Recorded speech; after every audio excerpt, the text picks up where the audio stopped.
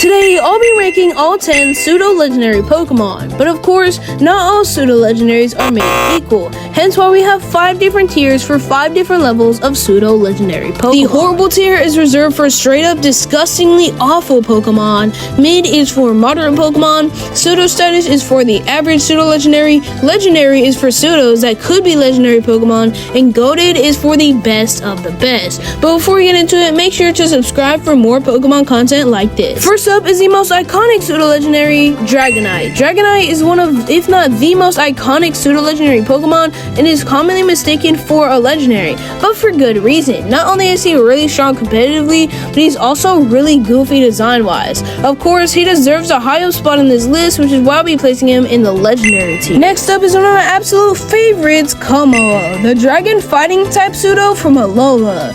Now, the biggest thing holding Como back from the goated status is how he could fit 3 types instead of just 2, Steel, Dragon, and Fighting. But regardless, he's such a cool Pokemon with an amazing design, and he gets bonus points for having pre-evolutions that actually fit his final stage, unlike a couple unnamed pseudos. So I will be placing Como in the legendary tier. The next Pokemon we will discuss is Goodra, and I will be discussing him and his Hisuian form in one segment. Goodra is one of my favorite Pokemon, but as a pseudo, he is flawed. Pseudo should be menacing, legendary as creatures, but Goodra, he's just Goodra.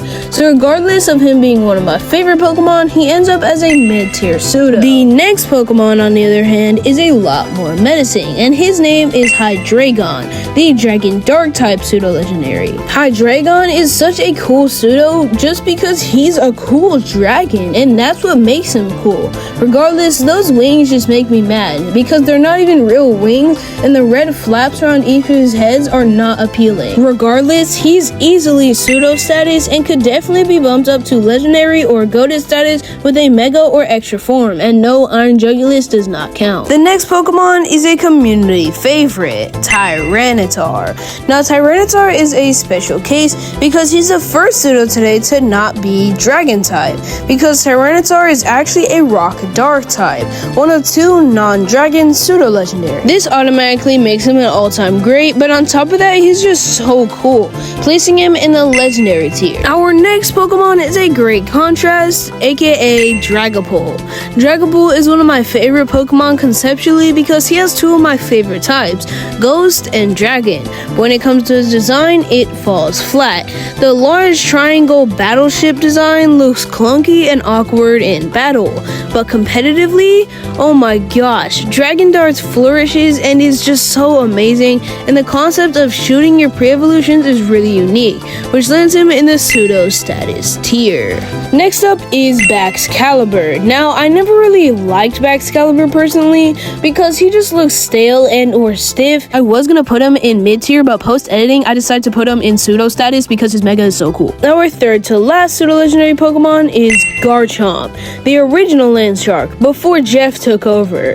Garchomp is one of the coolest pseudos, in general just coolest Pokemon with some awesome mega evolutions. I have nothing else to say except for the fact that he lands in the legendary tier. The next and arguably worst Pokemon on this list is Salamence. He's just basic. I love his Paradox form, one of the best of all time, but his base is just so incredibly boring and it feels uninspired. He has these massive red wings that look weird and block my screen, and overall the basicness of his design, character, and typing lands him in the horrible tier. I didn't want to put a single pseudo here, I honestly just had to put one in here, and Salamence was the first one I thought of.